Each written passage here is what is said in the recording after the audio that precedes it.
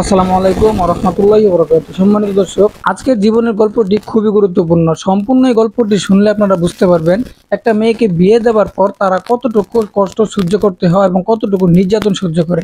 চলুন প্রিয় দর্শক, না টেনে সম্পূর্ণ এই বাস্তব জীবনের গল্পটা শুনবো, তারপর বিস্তারিত আলোচনা করব। আমার শুরুটা 86 মানে 86 সন। আচ্ছা। তখন আমি ক্লাস 3-তে পড়ি। আচ্ছা আচ্ছা। সে সময় প্রচন্ড অনুভূতি, প্রচন্ড ভালোবাসা, পড়াশোনায় খুব ভালো করব, এই একটা নেশা নিয়ে আমি প্রতিদিন স্কুলে যেতাম। আচ্ছা। স্কুল কখনো আমি বন্ধ দিতাম না। আচ্ছা। শুক্রবারের দিন ইভেন যদি স্কুল বন্ধ থাকতো, তারপর একটা পাগলামি করে কেন বন্ধ থাকে এটা তখন বুঝতাম না, অনেক ছোট ছিলাম তো। তারপরেও শুক্রবারের দিন আমি সারাটা দিন স্কুলে গিয়ে বারান্দায় বসে বই পড়তাম। খুব বই পড়ুয়া ছিলাম। অদ্ভুত। কয় ভাই বোন ছিলেন আপনারা? আমরা 5 বোন 2 ভাই। মানে আপনি কি সবার বড়? না, আমি 4 নম্বর। 4 নম্বরে। ওকে। বাবা কি করতো? বাবা স্কুলের শিক্ষক ছিলেন। ওই স্কুলেরই? না, তাহলে বাবা অন্য প্রাইমারি স্কুলের প্রধান শিক্ষক ছিলেন। আচ্ছা। মা গৃহিণী ছিলেন। তো পড়াশোনার প্রচন্ড অনুভূতি নিয়েই আমার বড় হওয়া। 86 সনের পরে যখন 87 সনে আমি যখন ক্লাস 4-এ, তখন আমার প্রথম লেখা প্রকাশ হয় স্কুলের দেওয়ালিকাতে। কবিতাটার নাম ছিল বৈশাখ। মানে আপনি ওই সময় লেখালেখি করতেন? জি, তখন আমার প্রথম হাতে খড়ি লেখাই। আচ্ছা।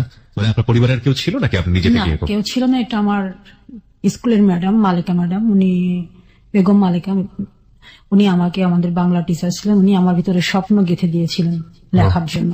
সেই স্বপ্নটা আমাকে তাড়িত করতো যেন আমি একদিন বড় হয়ে লেখিকা হব। লেখিকা হবেন? আচ্ছা। জি, এই স্বপ্নটা দিয়ে আমি লেখা শুরু করি। আমার বাবা এটা পছন্দ করতেন না। আর এর মাঝখানে আমি আরেকটা কথা বলিনি, সেটা হচ্ছে আমি সবসময় প্রথম স্থানে অধিকার করতাম। মানে ক্লাসে ফার্স্ট হতেন? আমি কোনোদিন সেকেন্ড হইনি আমার ক্লাসে। বাহ, বিউটিফুল। আমি যখন 88-তে যখন ক্লাস 5-এ আমি জুনিয়র বৃত্তি পরীক্ষা দিব, আমাদের ফ্যামিলিটা ছিল খুব রক্ষণশীল। সবাই বোরখা পরতো, সবাই পর্দা করতো। আমার বাবা একটা প্রাইমারি স্কুলে প্রধান শিক্ষক হবার পরও আমাকে জুনিয়র বৃত্তি পরীক্ষাতে অংশগ্রহণ করতে দেয়নি, যে আমাদের মেয়েরা জেলা পর্যায়ের স্কুলে গিয়ে কখনোই পরীক্ষা দিতে পারবে না। এটা তার নিষেধাজ্ঞা ছিল। এই নিষেধাজ্ঞা আমি ব্যারিকেড ভঙ্গ করেও আমি যেতে পারিনি।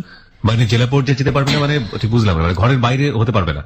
মানে আমি স্কুলে যেতে পারবো ঠিক আছে, কিন্তু আমাদের তখন পরীক্ষাগুলি চলতে হচ্ছে জেলা স্কুলে।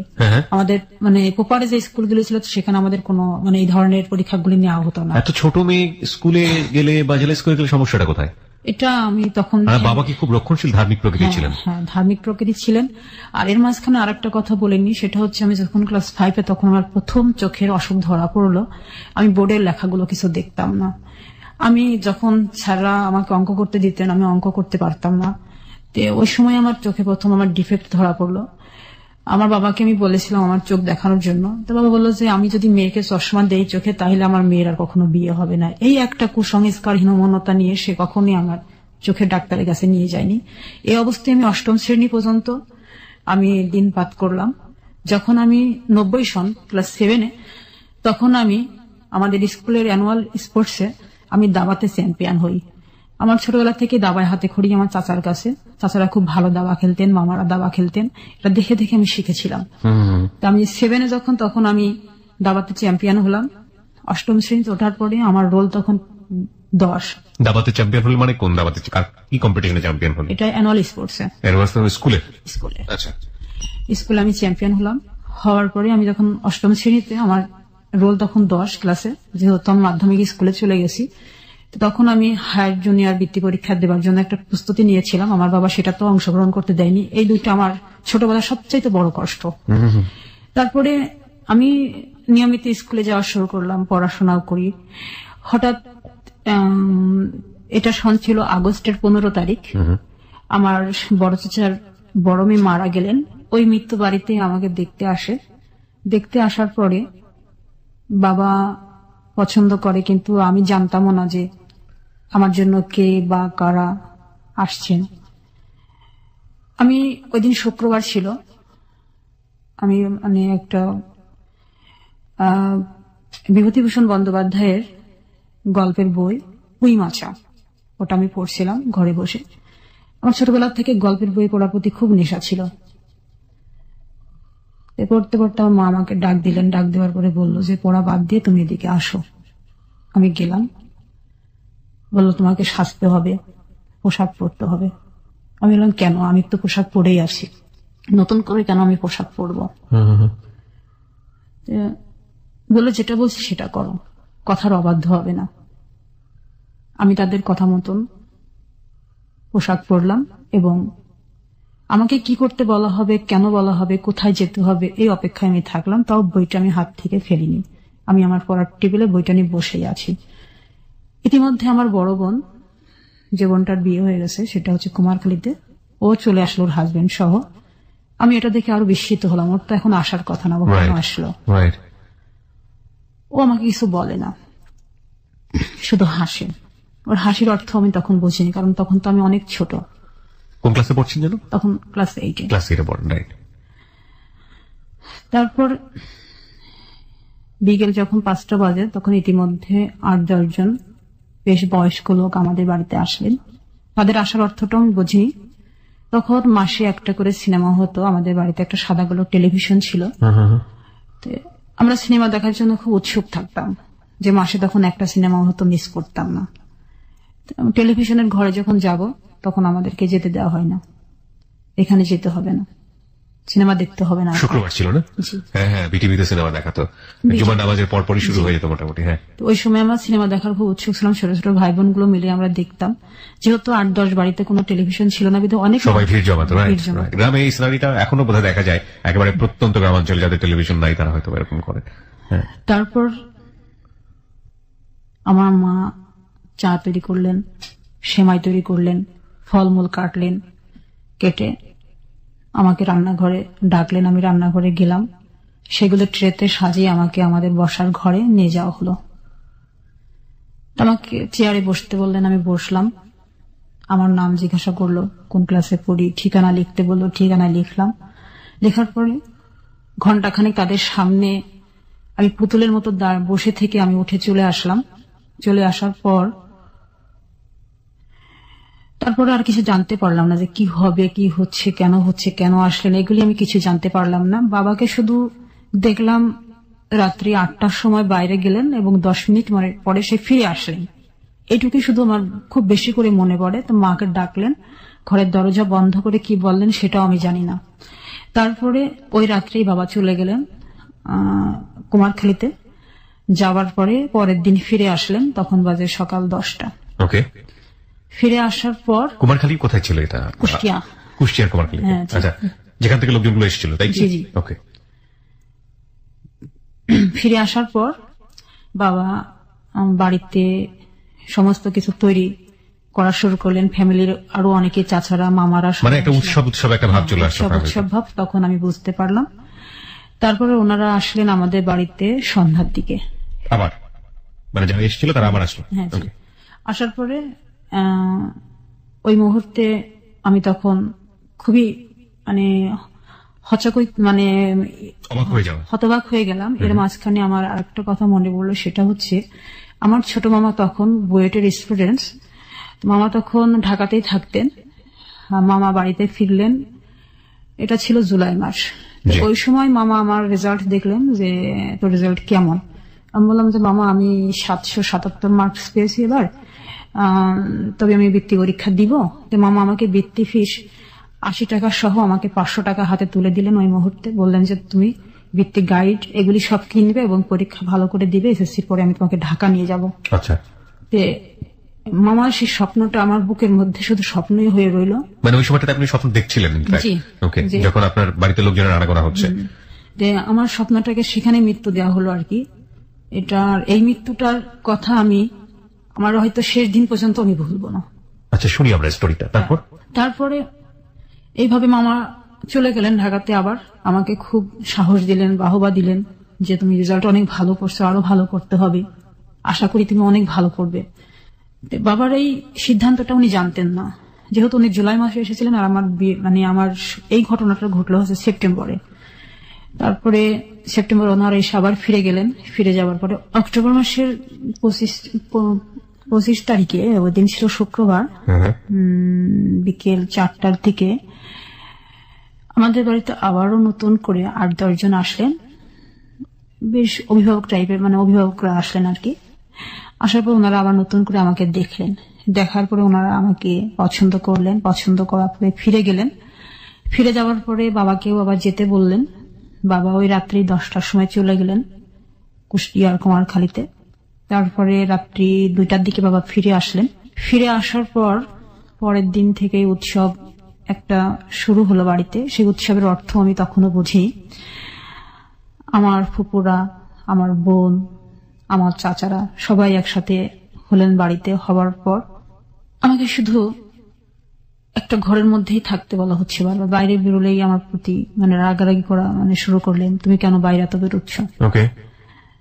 আমি ঘরের মধ্যেই তখন কি করব, আমার তো কিছু করার ছিল না, আমি কোনো কাজও করতে পারতেছি না, পড়তে পারতেছি না। তখন আমি আবার গল্পের বই, বনফুল নামে একটা গল্পের বই, ওইটা নিয়ে আমি বসে পড়লাম। বসে পড়ে আমি পড়া শুরু করলাম। তো আপনার তো ভাই বোন ছিল, তাদের সঙ্গে কি কোনো ভালো সম্পর্ক ছিল না? তারা তো কেউ এসে আপনাকে টাচ দেওয়ার কথা যে তোমার এরকম একটা কিছু হতে যাচ্ছে? আমার যে ভাই বোন গুলো ছিল ওরা তো, আমার বয়স 13 বছর, আর আমার ছোট যেগুলো ছিল এগুলো তো আরো ছোট।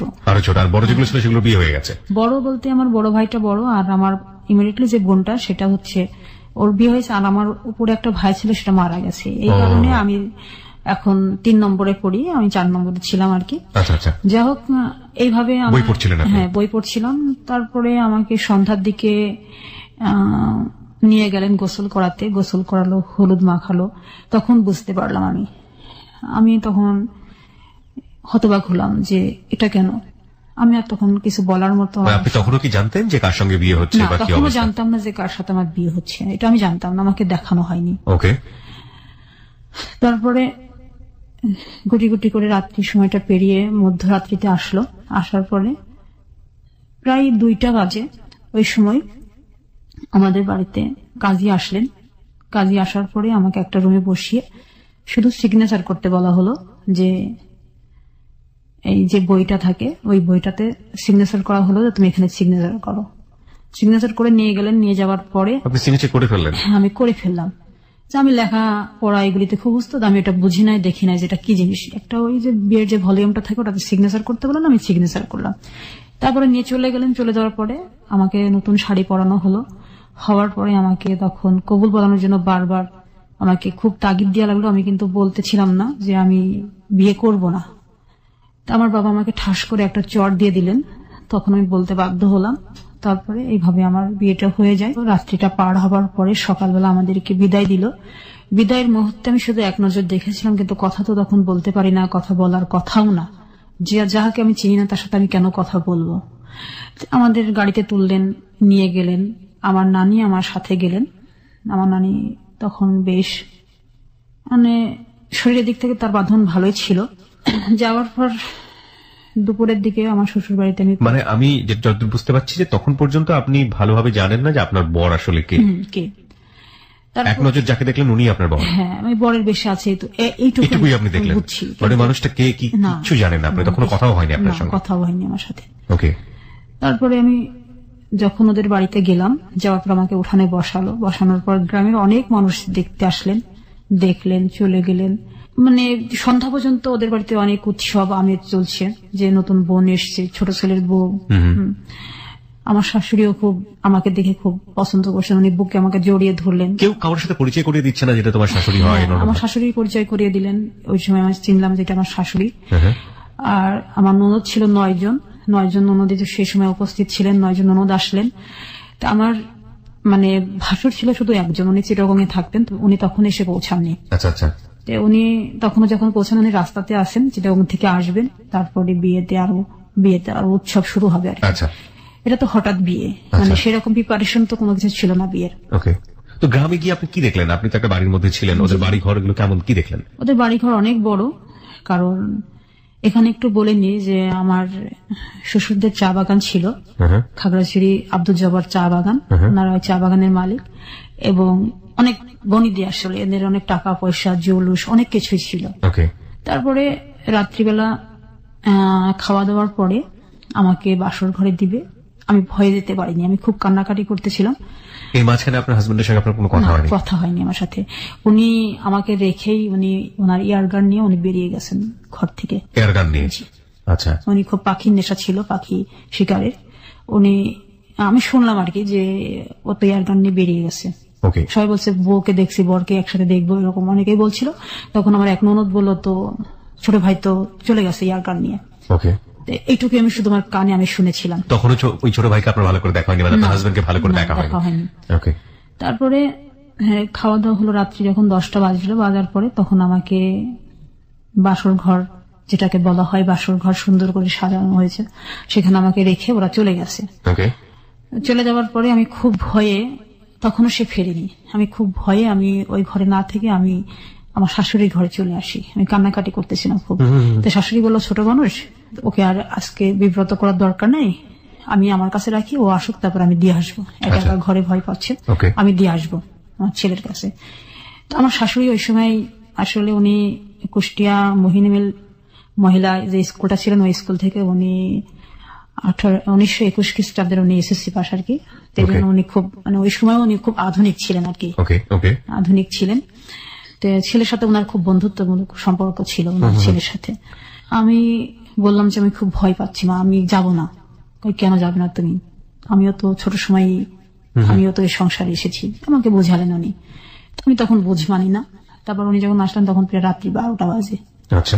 আমার শাশুড়ি একটু বকলেন যে তুই বিয়ে করে রেখে চলে গেছিস, রাত্রি 12টার সময় কেউ ঘরে আসে? তখন সে বলল যে তুমি তো জানোই মা, আমি সাধারণত রাত্রি 12টা 1টার আগে কখনো ঘরে ফিরি না, এটা নিয়ে তোমার কথা বলার তো কোনো দরকার নেই। তা বলে ওকে পাঠিয়ে দাও, রুমে পাঠিয়ে দাও। তারপর আমি রুমে কিছুতে যাব না, আমি খুব চিৎকার করে কেঁদে উঠলাম। তখন বললো, থাক, আমি একাই রুমে থাকছি, তোমার কাছে রাখো। তো আমি আমার শাশুড়ির কাছে থাকলাম। সে তারপরের দিনও আমি আর যাই নাই। তারপরে উনি 2 দিন ছিলেন ওনার চিটাগংয়ে। তখন রিয়াজউদ্দিন মার্কেটে ওনার কাপড়ের দোকান ছিল, ব্যবসা করতেন, ওইখানেই বাসা ছিল। তো উনি বললো, তাহলে আমি চলে যাই, মানে কুষ্টিয়া থেকে চিটাগং চলে যাই। তাই বললো। তো বললো যে অন্তত বউ ভাতটা পার করে দিয়ে যা। বউ ভাত কাকে নিয়ে আমি পার করবো, সে তো আমার কাছেই আসে না।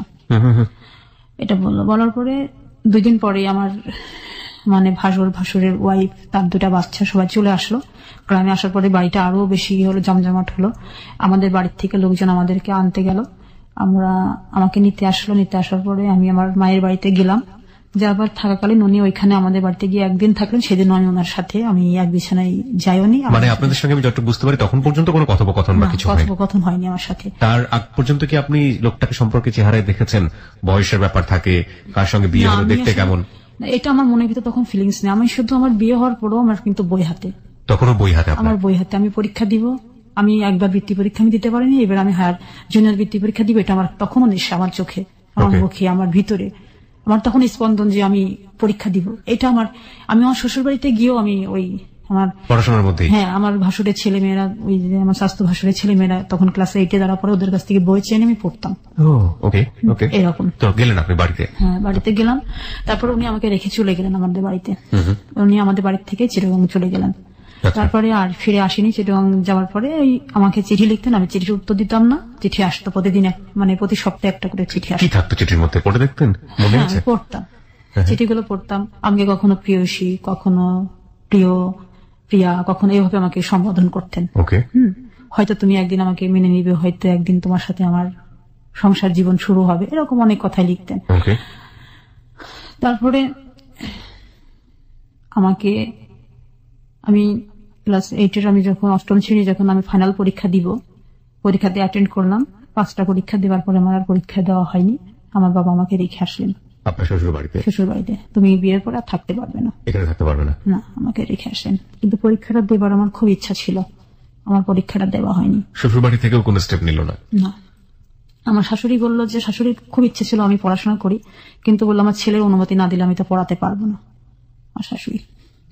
তারপর আমি ওইখানে চলে গেলাম। চলে যাওয়ার পর ডিসেম্বর মাসের 14 তারিখে উনি ফিরে আসলেন চিটাগং থেকে বিকেল 3টার সময়।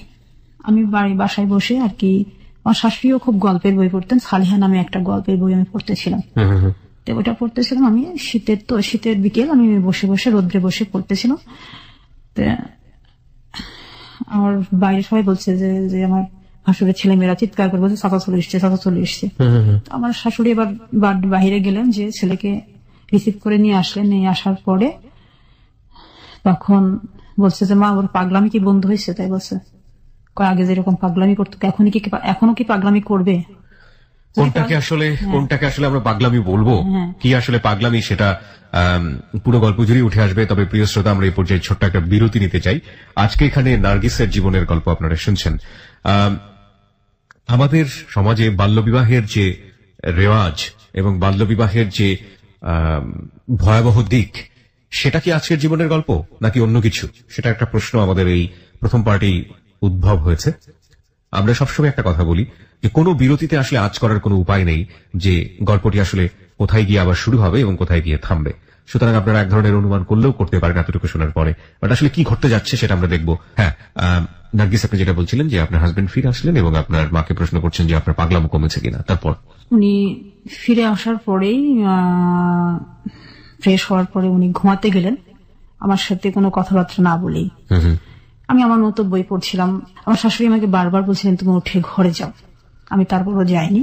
এ পর্যন্ত তার সাথে আমার কোনো কথা, তার সাথে আমার দেখা এগুলি কিছু নেই। সে দূর থেকে আমাকে দেখে, আমি দূর থেকে তাকে দেখি। এভাবে আমাদের সময়গুলো পার হচ্ছিল, কারণ আমি তখন অনেক ছোট। বিয়ে কি, সংসার কি, স্বামী কি, এগুলো আমি কিছু বুঝতাম না। উনি মানে দেখতে শুনতে কেমন ছিলেন? উনি কি বড়? হ্যাঁ, উনি ওনার, আমাকে একটু জাস্ট বলেন তো, ওনার বয়স তখন কত ছিল যখন আপনাকে বিয়ে করলো? 36 বছর। 36? 36 বছর বয়স্ক একজন ভদ্রলোক ক্লাস 8-এ পড়া একটা মেয়ে, 13 বছরের একটা মেয়েকে বিয়ে করেছে। Nothing to say, this happen in our society. Okay, বলুন তারপরে রাত্রি 10টার পরে খাওয়া দাওয়া হলো। উনি মানে ঘুমের থেকে উঠে ঘুরে আসলেন। চিরং থেকে যেদিন বাড়ি আসলেন, আসার পরে উনি যখন সন্ধ্যার পরে মানে বাইরে গেলেন, তখন ওনার হাতে হুইল ছিল আর কি। হুইল দিয়ে উনি মাছ ধরার জন্য গেলেন। এবং তখন তো আমি ড্রিঙ্কস কি জিনিস সেটা বুঝতাম না। ওনার হাতে একটা বোতলও ছিল, এটা আমি দেখেছিলাম। বারান্দায় দাঁড়িয়েছিলাম, উনি ড্রিঙ্কস এর বোতল এবং হুইল নিয়ে উনি বেরিয়ে চলে যান। ওনার একটা খুব প্রিয় গাড়ি ছিল, 100 একটা গাড়ি আর কি, এই যে মোটর সাইকেল গুলো আর কি। হ্যাঁ, 100 সিসি ওই গাড়িটা ওনার ছিল, খুব প্রিয় গাড়ি। ওই গাড়িটা নিয়ে উনি বেরিয়ে গেলেন। তারপরে রাত্রি 10টার পরে ফিরে আসলেন, মাছ নিয়ে আসলেন। মাছ ধরে বন্ধু বান্ধবের সাথে হইচই করে মাকে বললেন যে তুমি এগুলো মানে কাজের জন্য এটা আমাদের ছিল আর কি, ওর কাছে দিল, পরিষ্কার করলো, শাশুড়ি রান্না করলো। তখন আমি সংসারের কোনো কাজে হাত দেইনি, আমাকে হাত দিতে দেয়ও না। তারপরে খাওয়া দাওয়ার পর যখন সবাই শুয়ে পড়ছে, আমি যখন আর যাই না, তখন আমি যে ঘরে ছিলাম আর কি, আমার শাশুড়ির ঘরে আমি ছিলাম না, আমি আর একটা ঘরে আমি বসে বসে বই পড়তেছিলাম। সেই ঘরে এসে আমাকে এক প্রকার জোর করে আমাকে নিয়ে যায় তার ঘরে। আমি খুব চিৎকার করে উঠি, খাটে নিয়ে গিয়ে আমাকে বেঁধে ফেলার পরে ওই দিনই আমার সাথে প্রথম সে সেক্স করলো এবং আমাকে রেপ করার মতো করেই করলো। আর ওই রাত্রে আমি আমার বড় সন্তানকে আমি কনসেপ্ট করি। এটা আসলে পরে ইউরিন টেস্টে ধরা পড়ে। তারপরে উনি 4 দিন ছিলেন। 4 দিন আমাকে এভাবে অত্যাচারের মাধ্যম দিয়ে উনি আমাকে ব্যবহার করেছেন, যেহেতু আমি রাজি ছিলাম না সেক্সে, সেহেতু। তারপর উনি 4 দিন পরে চলে গেলেন। এই যে ক্লাস 8-এ যখন আপনি আছেন, তার আগ পর্যন্ত আপনি কি জেনেছেন ব্যাপারগুলো? কেউ আপনাকে বলেছে? আপনার ফ্যামিলির কেউ স্বামী স্ত্রী সম্পর্কটা আসলে কি? কখনোই বলেনি। কেউ আপনাকে বলেনি? আপনার শাশুড়ি যে এত আধুনিক মনস্ক ছিল, সেও কখনো বলতে গেছে, কিন্তু আমি শুনতে চাইনি। আমার ওইগুলি মাথার মধ্যে নিতাম না কখনো। আমার ভালো লাগতো না এগুলো শুনতে। আমার শুনতে ভালো লাগতো না, আমার শুধু পড়তেই ভালো লাগতো। আমি পড়তাম, আমি তখন ছোট ছোট গল্প লিখতাম, কবিতা লিখতাম, আমি ওইগুলির মধ্যেই মগ্ন থাকতাম। সাহিত্য মনা ছিলাম তো, এই জন্যই। এইভাবে সে আমাকে 4 দিন ইউজ করার পরে সে ফিরে গেলেন, কাজে ফিরে গেলেন। আর যখন আমাকে সে বিয়ে করলেন, অলরেডি সে 4টা দেশ ভ্রমণ করা আর কি, সে কুয়েত থেকে ফিরে এসে আমাকে বিয়ে করেছেন। মানে 7 মাসের মাথায় বিয়ে করে, কুয়েত থেকে ফিরে এসে 7 মাসের মাথায় আমাকে বিয়ে করেন। তাহলে তো সে অনেক অ্যাডাল্ট এবং অনেক ম্যাচিউর ছিল, যে এই কারণে এক্সপিরিয়েন্স থাকা স্বাভাবিক। তারপরে আমি পরের মাসে আমি যখন আমার বমি হওয়া শুরু হলো, তখন আমি বুঝি না যে আমার কেন এরকম হচ্ছে। আমি শাশুড়িকে বললাম, শাশুড়ি খুব খুশি। শাশুড়ি আমাকে ডাক্তারের কাছে নিয়ে গেলেন, আমাদের মানে ফ্যামিলি যে ডক্টর ছিলেন ওনার কাছে আমাকে নিয়ে গেলেন। নিয়ে যাওয়ার পরে তারপর উনি আমাকে দেখলেন, ইউরিন টেস্ট করলেন, করার পরে বললেন যে শাশুড়িমা তো কনসেপ্ট করে গেছে, এখন এতটুকু বয়সে কি বাচ্চা রাখবেন কি রাখবেন না, অ্যাবর্শন করে ফেলেন। আমার হাজবেন্ডের কাছে যখন এটা গেল, আমাদের বাসায় ল্যান্ড ফোন ছিল, ল্যান্ড ফোনটা যখন হাজবেন্ডের কাছে গেল, যাওয়ার পরে উনি ফিরে আসলেন। আবার নিয়ে আসার পরে আমাকে অনেকগুলি ডাক্তারের কাছে নিয়ে গেলেন আমাকে অ্যাবর্শন করানোর জন্য। আমি করিনি। আপনি করেননি? না। কেন? আমি করিনি। আমি বললাম যে আমি এই যন্ত্রণা সহ্য করতে পারবো না, যে যন্ত্রণা দিয়ে আমাকে করবে, ডাক্তার আমাকে বলেছে সবকিছু। তো আমি এটাতে যখন রাজি হলাম না, তখন সে আবার মানে বিরক্তি হয়ে আমার সাথে কথা না বলেই এক প্রকার সেটা খুব রাত ব্যবহার করে চলে গেলেন। আবার চিরঙে ফিরে গেলেন, মাকে বলে গেলেন যদি ও মানে ওর মতামত ফিরে, তাহলে তুমি ওটা আবেদন করে ফেলো। আমি এখন এত মানে অল্প সময়ের মধ্যে আমি বাবা হতে চাই না। আচ্ছা। এত বিয়ের অল্প সময়ের মধ্যে মাত্র 2 মাস 2.5 মাস বিয়ে হয়েছে। ওকে। তো এটা তখন আমার শাশুড়ি আমাকে অনেক বোঝাতে লাগলেন, আমি বুঝলাম না। তো আমি বললাম যে মা, আমার যা হবার তো হয়ে গেছে, আমি এখন বুঝি বিয়ে কি জিনিস, বাচ্চা কি জিনিস, আমি একটু বুঝতে পারি, তো থাক না কেন, থাকলে তো সমস্যাটা কি, আমি এটা তখন বলেছিলাম। তারপরে এভাবে প্রায় 4 মাস অতিবাহিত হয়ে যাওয়ার পরে আমার চোখে তখন অনেক সমস্যা দেখা দিল। আমার চোখ দিয়ে পানি পড়তো, আমার চোখে তেমনি ছোটবেলায় একটা ডিফেক্ট দেখা দিল, আমার চোখ দিয়ে পানি পড়তো। এগুলি হওয়ার পরে আমার বাবা আসলেন আমাকে আমার ডাক্তার দেখাবার জন্য। আপনার ফ্যামিলি কি জানলো যে আপনি কনসিভ করেছেন? জি জি।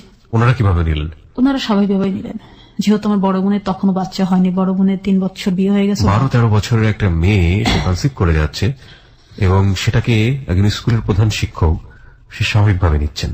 যদি এরকম হতো যে একেবারে অশিক্ষিত আমাদের প্রান্তিক পর্যায়ের সমাজ বলতে যেটা বুঝি সেই পর্যায়ের একজন মানুষ, 2 পরিবারের কথাই যদি বলি, শ্বশুর বাড়ির লোক প্রচন্ড বলে দিক এবং তাদের অর্থবিত্ত কিরকম সেটা আপনারা ওর বর্ণনা শুনেই বুঝতে পারছেন, তারা বিয়ে করেছে এত ছোট একটা মেয়েকে এবং সে কনসিভ করে গেছে, সেটাকে স্বাভাবিকভাবে নিচ্ছে। কিংবা যেই লোকটি এই ধরনের কাজ করলেন তিনি একবারের জন্য চিন্তা করলেন না যে এর রেজাল্টটা কি হতে পারে। ওনার হাজবেন্ডের কথা আমি বলছি, কি নাম ছিল ভদ্রলোকের? মোহাম্মদ আমানুল্লাহ। আমানুল্লাহ সাহেব।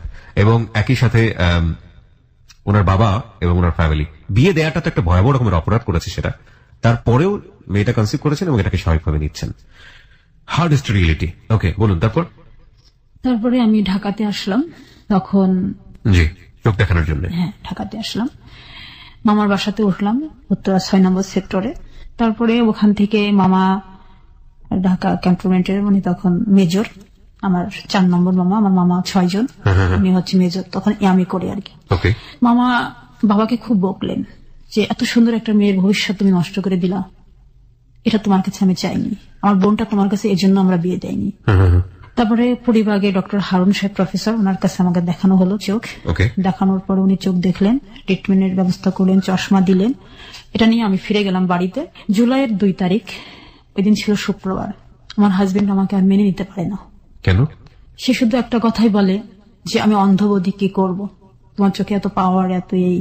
তখন কি আপনি চশমা নিচ্ছেন? হ্যাঁ, প্রায় 1200-র উপরে আমার চোখের ইয়ে। ওকে। আমার ওই গ্লাসটা যদি আমি এইভাবে পেপার রাখতাম রোদ্রে, আমার ওই পেপারটা আগুন ধরে যেত, মানে ম্যাগনিফাইং গ্লাসের মতো ছিল।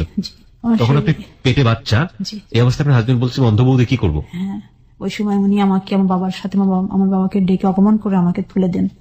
কি বলেন? আপনার মনে আছে ওই দিনের ঘটনাগুলো? জি, সে আমার সাথে কোনো কথা বলেনি, বাবাকে খুব অপমান করেছিল। কি বলেছিল বাবাকে? বলছিল যে আপনি গোপন রেখে বিয়ে দিয়েছেন আপনার মেয়েকে, আর কোথাও বিয়ে দিতে পারবেন না, এই করবেন সেই করবেন, অনেক কথা। এগুলি আসলে ভাষায় বর্ণনা করার মতো না। এটা আমার বাবার জন্য আসলে প্রাপ্য শাস্তি ছিল। আমি খুব খুশি হয়েছিলাম যখন বাবা অপমানিত হচ্ছে, এটা আমি খুব খুশি হয়েছিলাম সেদিন। আমি তো চাইনি যে বিয়েটা হোক, এটা তো বাবার পছন্দের বিয়ে, বাবার দেখার বিয়ে, এটা বাবাই তো চয়েস করে বিয়ে দিল। আমি খুব খুশি হয়েছিলাম বাবা অপমানিত হয়। বাবা মাথা নিচু করে আমাকে নিয়ে চলে আসেন। তখন আমাদের রাজবাড়ির টু খুলনার একটা ট্রেন চলতো, তিতুমির এক্সপ্রেস। ওই ট্রেনে আমি আলমডাঙ্গাতে ফিরে যাই, কুমারখালীর থেকে ট্রেনে উঠি। তখন কত মাসের অন্তঃসত্ত্বা আপনি? আমি তখন 7 মাস। আপনি যে ডেটগুলো বলছেন, বিভিন্ন যে ডেটগুলো বলছেন, আপনার সবকিছু মনে আছে একদম পুঙ্খানুপুঙ্খ? কিভাবে মনে আছে? আমার তো 5 বছর আগের অতীত হয়ে মনে করতে পারি না। আসলে কিভাবে মনে আছে আমি নিজেও জানি না। আমার প্রত্যেকটা সন, তারিখ সবই মনে থাকে এখনো। আমার এখনো। চমৎকার, খুবই চমৎকার। বলুন তারপরে বিকালে ফিরে আসলাম। ফিরে আসার পরে 5টার সময় বাড়িতে উপস্থিত হলাম। হওয়ার পরে 7টার দিকে আমার চাচিমা, একজন ডক্টর, বেগম নুরুন্নাহার, আমার বাবার ফুফাতো ভাইয়ের বউ, চাচিমার কাছে আমাকে নিয়ে যাওয়া হলো টেস্ট করানোর জন্য। হ্যাঁ, আমি যখন বাড়িতে পা দিয়েছি চাচি তখন শুনতে পারলো। চাচি আমাদের বাড়িতে ল্যান্ড ফোন ছিল। চাচি মাকে ফোন করলো যে ভাবি ও তো এসছে, ওকে নিয়ে তুমি ক্লিনিকে চলে আসো। কণা নার্সিং হোম আমাদের ওই ক্লিনিকটার নাম, আলমডাঙ্গার পোপাড়ি থানার সাথে। চাচিমার কাছে আসলাম। আসার পরে চাচা খুব আমাকে দেখে মাথায় হাত দিয়ে বলল, মা তো জীবনটা তো এলোমেলো হয়ে গেল, যদি মেয়ে হোস তাহলে আমাকে দিয়ে দিস, আমি মানুষ করব। পয়েন্ট করার মতো বিষয় একটা হচ্ছে ক্লাস 8 পড়ুয়া একটা মেয়ে, যার সুপার ব্রিলিয়ান্ট রেজাল্ট, যাকে পরীক্ষা দিতে দেওয়া হচ্ছে না, বৃত্তি পরীক্ষাগুলো, বিয়ে হয়ে গেছে। বিয়ে হওয়ার পরে স্বামী কি জিনিস সেটা বুঝে ওঠার আগেই কনসিভ, এবং লেখাপড়া বন্ধ। তখন একটা পর্যায়ে বাবা চোখে ট্রিটমেন্ট করাতো না, কারণ মেয়ে যদি চশমা পরে তাহলে তার বিয়ে হবে না। সেটাও ধরা পড়ে গেল, কারণ শরীর তো আসলে আর বাবার মতো না। হ্যাঁ, সেটা তো আর কোনো কিছু গোপন করে না, সেটা ঠিক মতো একসময় বেরি হয়ে যায়। সেটা ধরা পড়ার কারণে, মেয়ে চশমা পড়ার কারণে, মোটা গ্লাসের চশমা পড়ার কারণে হাজবেন্ড বাবাকে ডেকে চরমভাবে অপমান করে 7 মাসের অন্তঃসত্ত্বা অবস্থায় তাকে শ্বশুর বাড়ি পাঠিয়ে দিলেন। অর্থাৎ লেখাপড়া বন্ধ, চোখটা ভবিষ্যতে কি হবে সে জানে না, এবং একই সাথে সে 7 মাসের অন্তঃসত্ত্বা, বেবিটার কি হবে সেটারও কোনো খোঁজ খবর নেই, এরকম একটা অবস্থায় গল্প রয়েছে। হ্যাঁ, বলুন। তারপরে জুলাই মাসটা পার হলো, এরপরে কি শ্বশুরবাড়ি থেকে কেউ যোগাযোগ করছে না? আর কখনো যোগাযোগ করেনি কেউ। তবে একরকম আমাদেরকে ভুলেই গেল আর কি। সেপ্টেম্বর মাসের 9 তারিখ সেদিন আমার পেন উঠলো রাত্রে তখন অনেক রাত। আমার দাদি খুব সচেতন মানুষ ছিলেন, তা উনি আমাকে এসে দেখলেন, দেখার পরে মাকে ডাক দিলেন, ডাক বললো যে ওকে তো ক্লিনিকে নিতে হয়। বারবার আমার বাথরুমে যাওয়া দেখে দাদি এটা ফলো করে, দাদির ঘরের সামনে দিয়ে যেতে হতো। তো উনি আমাকে উঠে জিজ্ঞাসা করলেন তোর কি সমস্যা হচ্ছে? আমার দাদি কেমন যেন লাগছে, পেটের ভিতরে চিনচিন করে। তো উনি অনেক ডেলিভারি নিজেই করেছেন ওনার জীবনে। তো উনি আমার মানে জরায়ুতে হাতে গ্লাভস তো বাড়িতে সবসময় থাকতো। দাদি আবার হাতে গ্লাভস পরে আমার ওই পজিশনটা দেখলেন, দেখার পরে বললো যে মনে হচ্ছে যে কাল পরশুর মধ্যে এটা হবে, তারপর বৌমার কাছে নিয়ে যাই। আচ্ছা, ডাক্তারের কাছে নিয়ে যাই। হ্যাঁ, তাই বললো। তারপরে ওই রাত্রেই আমরা ক্লিনিকে চলে গেলাম।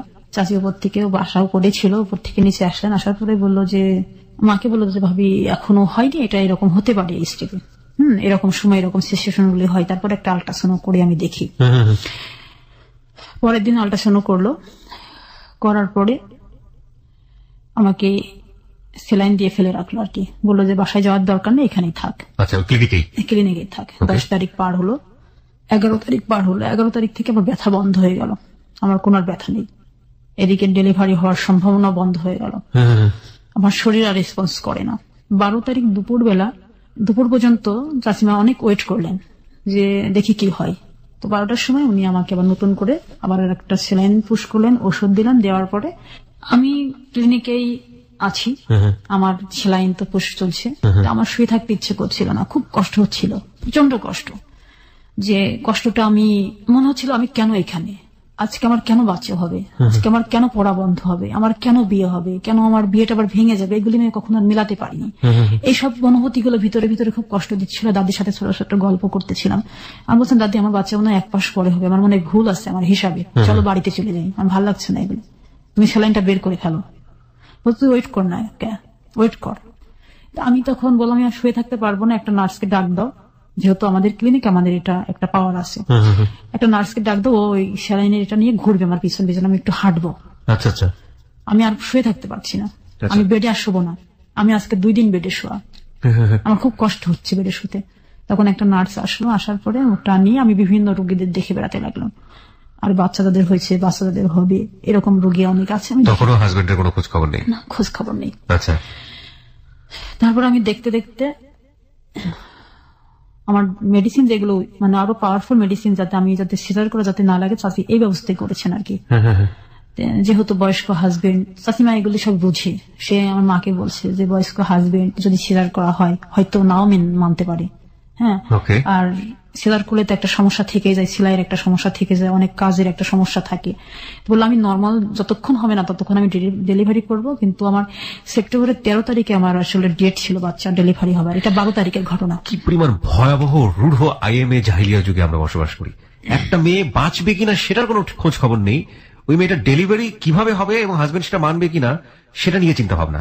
এবং যে হাজবেন্ড 7 মাসের পরে শুধু চোখের সমস্যার কারণে বাবা বাড়ি পাঠিয়ে দিয়েছে এবং একবারের জন্য খোঁজ খবরও নেয়নি, তার বাচ্চাটারও খোঁজ খবর নেয়নি, এবং সে হাজবেন্ডের জন্য চিন্তা করছে এই মেয়েটার, যে মেয়েটা ডেলিভারি হতে গিয়ে মারা পর্যন্ত যেতে পারে।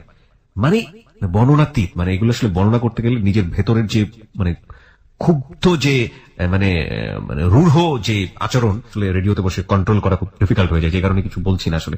বলুন। তারপর বেলা যখন 1:30 বাজে হঠাৎ করে আমার পানি ভাঙলো, যেটা হয় আর কি বাচ্চা হওয়ার আগ মুহূর্তে। হ্যাঁ, তখন নার্স আমার মায়ের হাতে ওরা দিয়ে উনি দৌড়ে পড়ে গেলেন আমার চাচিকে ডাকার জন্য।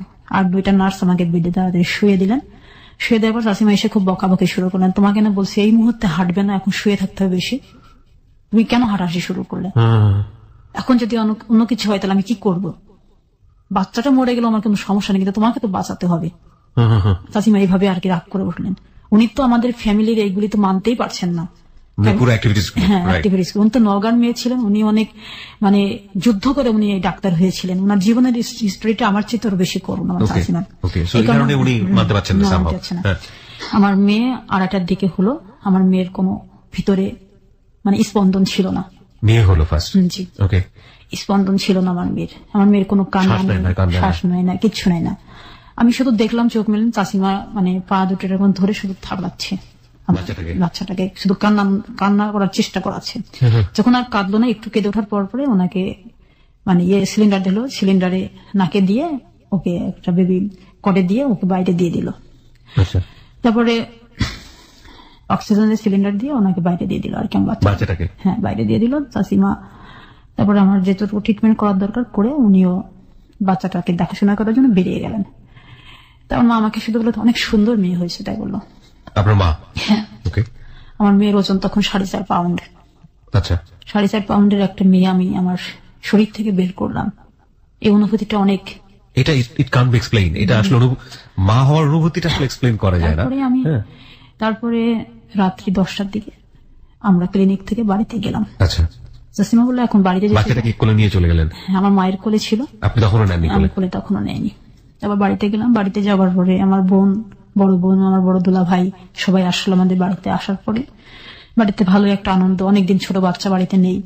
আমার বাচ্চাটাই ফার্স্ট ওই মুহূর্তে। আমার মেয়ের নাম আমি নিজেই রাখলাম ফাতেমাতুজ জোহরা তন্নি। আমার মেয়ের নাম ফাতেমাতুজ জোহরা তন্নি। ওকে। জি, রাখলাম।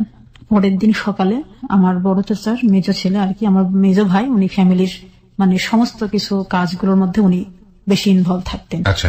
ওনার হাতে মাছ মিষ্টি এগুলো দিয়ে আমার শ্বশুর বাড়িতে পাঠালেন খবর দিয়ে যে মেয়ে হয়েছে, খবর নিয়ে তুমি যাও। আমার বাবা ওকে পাঠালো।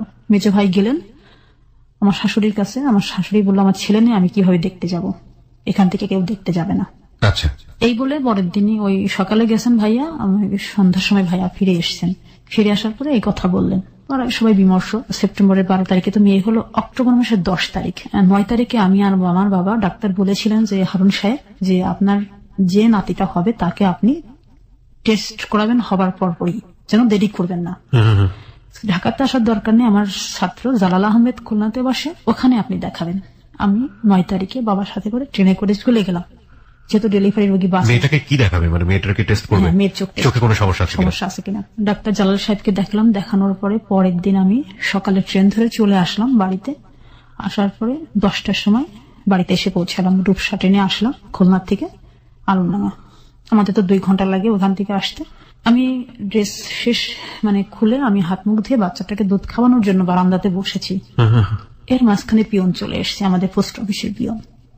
এসে বললো যে একটা রেজিস্টার চিঠি আছে নার্গিসকে, তার নামে একটা চিঠি, তাকে সিগনেচার করে নিতে হবে। আমি আমার ছোট ভাইটা ও বললো যে যখন হচ্ছে ওই তো পিয়ন এসছে, তোমাকে ডাকছেন। আমি গেলাম, বাচ্চাটাকে মায়ের কোলে দিয়ে আমি সিগনেচার করে দিছি। দিয়ে আমি যখন চিঠিটা খুলছিলাম তখন আমার সমস্ত শরীর কম্পন শুরু হয়ে গেছে। আমি জানলাম না যে কেন আমার ভিতরে একটা ভূমিকম্প হলো, বুঝতে পারলাম না। মানে কোনো কিছু খারাপ কিছু কেস করছিলেন এরকম। পরে আমি শুধু ছিঁড়ার পরে আমি শুধু বের করছি শুধু তয়াকার লয়াকার কর, এতটুকুই আমি দেখছি, এর বেশি কিছু আমি দেখিনি। আমি ওই মুহূর্তে আমি মূর্ছা যাই, আমার জ্ঞান হারিয়ে ফেলি। বহুবার গা শিউরে উঠেছে ভ্যালুইট 920 জীবনের গল্প শোনার পরে, কিন্তু আজকের মতো ভয়াবহ ভাবে গা শিউরে আমার কোনোদিন ওঠেনি। কিছুই বলেন নাই, টোটালি স্পিচলেস। 20 মিনিট পরে আমার জ্ঞান ফিরে আসে। তারপরে আমার স্যালাইন দিয়ে আমাকে শুয়ে রাখার পরে আমি বললাম যে মা আমাকে পুরা ওই আমাকে যে লেটারটা সেটা আমাকে দাও, আমি দেখবো।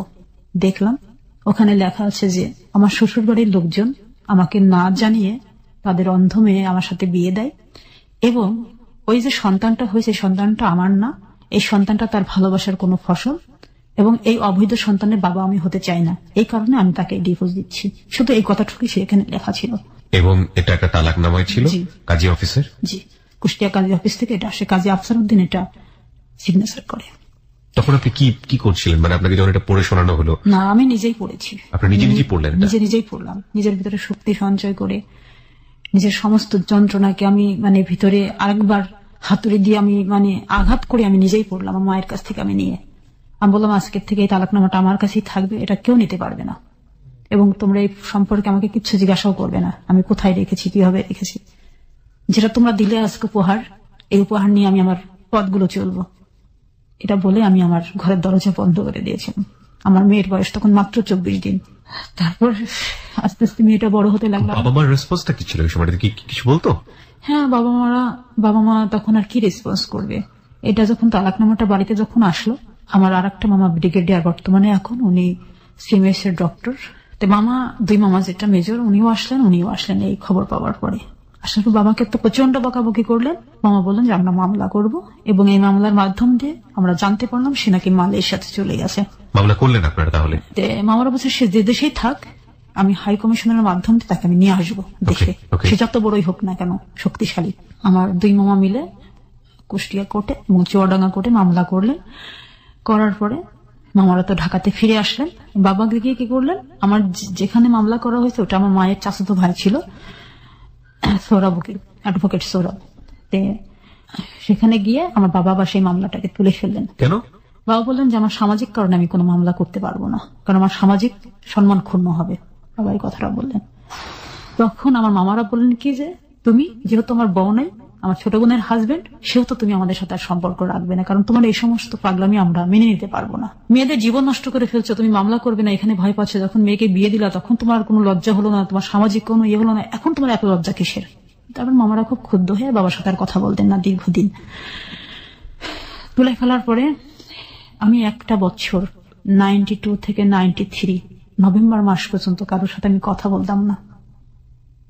ফ্যামিলির কোন অতিথি বাড়িতে আসলে আমি তাদের সাথে দেখা করতাম না, শুধু ঘরের মধ্যে থাকতাম। আমি ভাত খেতে বসলে আমার চোখ দিয়ে অটোমেটিক পানি বেরিয়ে আসতো, আমি ভাত খেতে পারতাম না। আমি দিনে একবার ভাত খেতাম, আমার গলা দিয়ে ভাত নামতো না।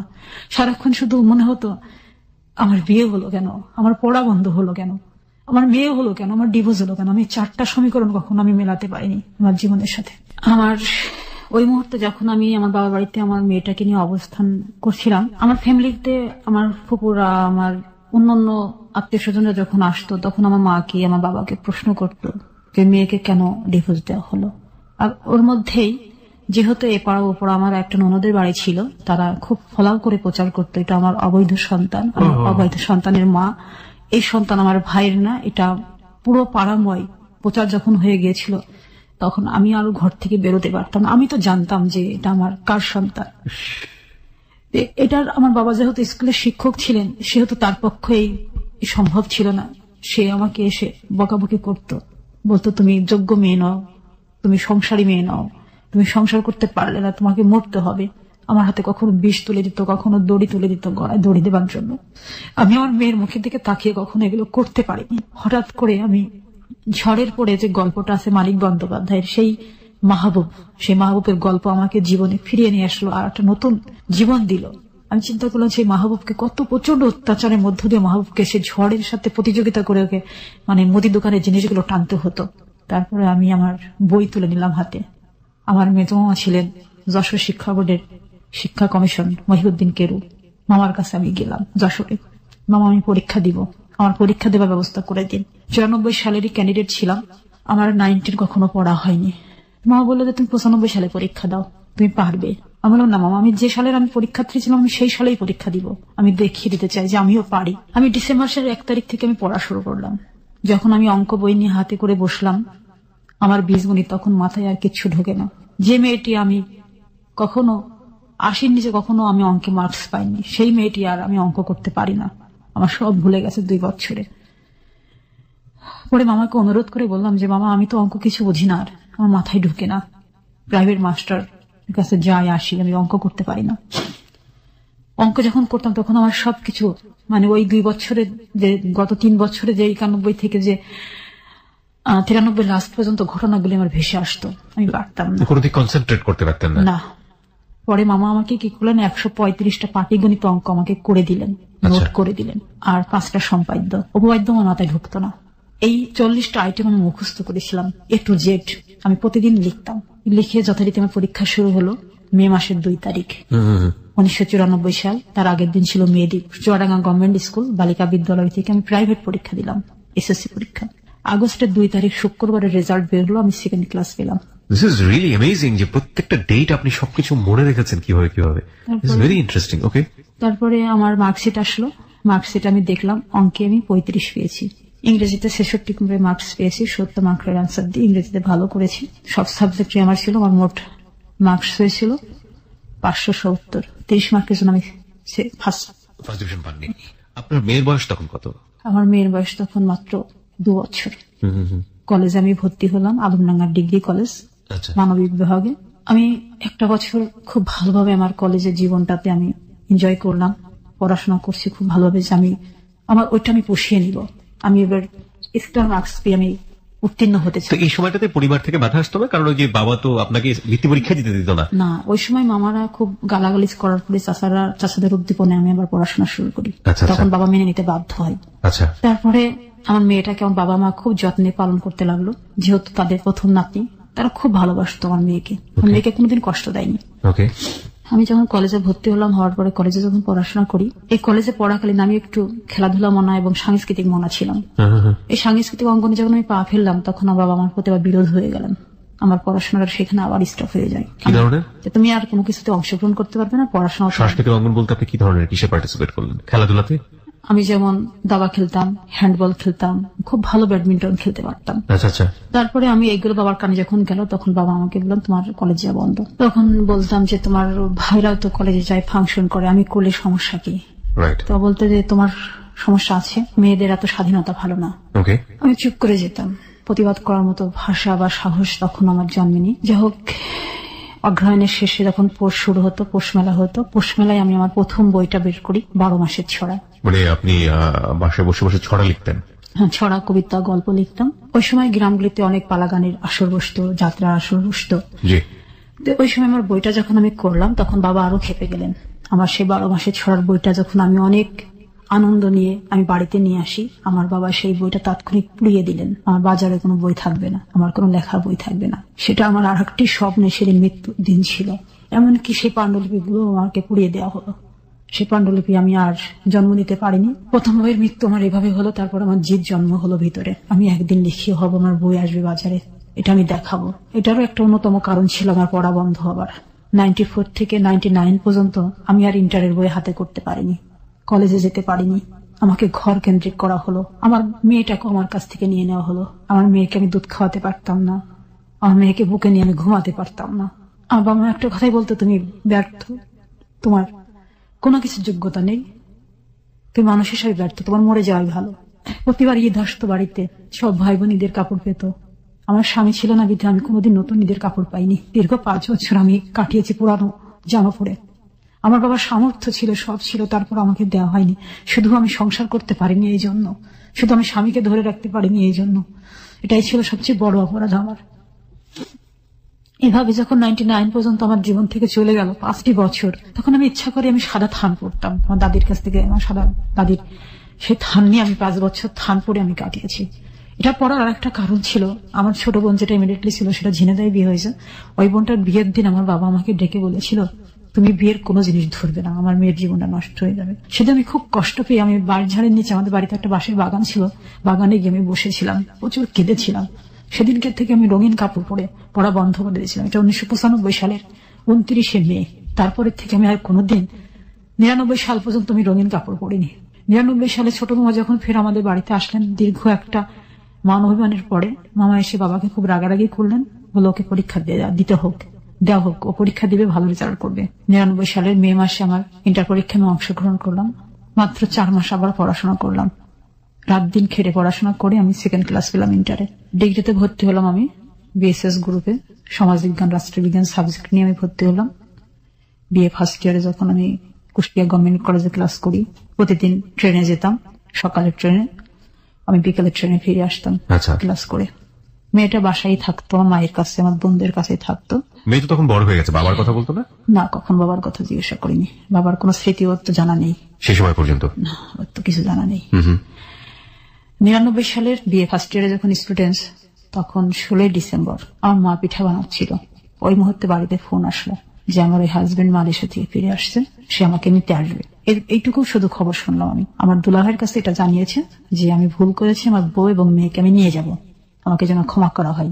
সে 7 বছর পরে মালয়েশিয়া থেকে ফিরে আসলো। সেই সময় সে আমাকে তো ফেলে চলে গেল, সে মালয়েশিয়াতে চলে গেছিল গোপনীয় ভাবে, কে জানতো না। তারপরে সে 17 ডিসেম্বরে সকাল 10টায় আমাদের বাড়িতে আসলো। আসার পরে আমার বাবা আমাকে বললো তোমাকে যেতে হবে। আমি বললাম আমি যাব না। যে অধ্যায়টা আগে আমি ভুলে গেছি, সেই অধ্যায়টা আমি নিয়ে আর মানে এত ঝড় পাড়ি দেওয়ার পরে আবার সেই ঝড়ের মুখে ফেলে দিচ্ছে। হ্যাঁ, আমি সেখানে আর যাব না, আমি যেতে চাই না। আমার একটা মেয়ে আছে, আমি পড়াশোনা করতে চাই। আমি যদি বিয়ে ভালো রেজাল্ট করি তাহলে আমি ল ভর্তি হব, আমি যদি লতে ভালো রেজাল্ট করি তাহলে আমি ব্যারিস্টার হব। আমি আমার মতো মেয়েদের পাশে গিয়ে আমি দাঁড়াতে চাই, ব্যারিস্টার পাশ করে। এটা আমার পরের স্বপ্ন, আমি গেঁথে নিয়েছিলাম মনের ভিতরে, এবং সেই মন্ত্রটা নিয়ে আমি কাজ করছিলেন। হ্যাঁ, কাজ করছিলাম। তারপরে সকাল 10টা থেকে প্রায় বিকেল 4টা পর্যন্ত অনেক আলোচনা, অনেক মিটিং হলো বাড়িতে। আমাকে কেউ রাজি করাতে পারে না, ফ্যামিলির আর আমার চাচা